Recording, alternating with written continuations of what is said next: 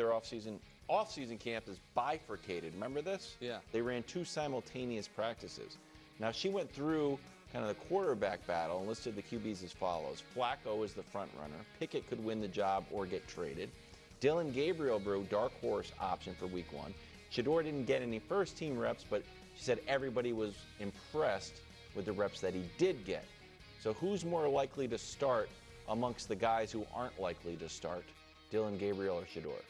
Well, it feels like, and again, they haven't even started training camp, but from what we've gotten so far and the draft, it feels like they like Dillon Gabriel much better. Like the coaching staff, right? Like they want him. They obviously drafted him 2 rounds earlier. But I'm going to go with Shadord to start first, before Gabriel, because there's a good chance they're 0-6.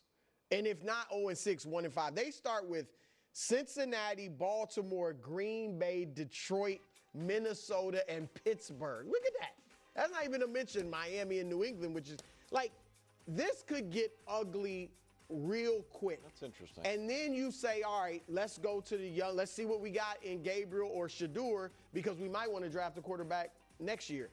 And I think the owner, who, some say, a lot of reports say he made the call on Shadord. At that point, you want to get fans interested, keep people excited. The owner may say, I want to see Shadord Sanders. Okay. And so I think he's going to get the I think the draft can be misleading in this regard, Wilds. I think they drafted Dillon Gabriel to be a steady backup quarterback. I think that's what a 3rd-round pick quarterback typically is. Yep. And I think whether it was owner or not, you drafted Shadord Sanders because it's a lottery ticket he could be your starting quarterback. I buy that. You know what I like? That you didn't feel comfortable. You don't want him as a backup. You don't want, you know what I mean? You don't want, drafting him as your backup feels clunky because of the stuff that goes along with him.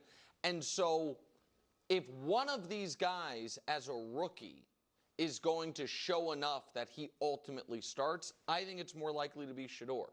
Because I do think Shadord is more talented. You know what I mean? To me, I thought he was a better college player, and I didn't love Shadord as a prospect than Gabriel. And so even though one was drafted ahead of the other, I think they were drafted for not different jobs, but almost different jobs. Yeah, go ahead. But do you think that totally makes sense? But if you divorce Shador's resume from his name, he does have some backup, like super accurate, mature. Yes. Sees good in the locker room. Yeah, good in the locker. Like, he does have a lot of backup quality and a star quality, but he has a lot of this stuff. Yeah, I just think there was too much of the noise. Yeah. You know what I mean? So where I think a lot of teams graded Shadord as probably a backup.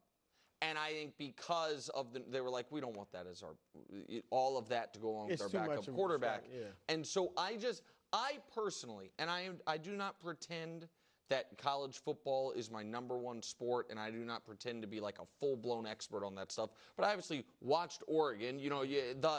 At no point when we were watching Oregon and their coach make the funny videos and or not funny, the hype videos and all of that, did I think, oh yeah, Gabriel's a starter in the NFL.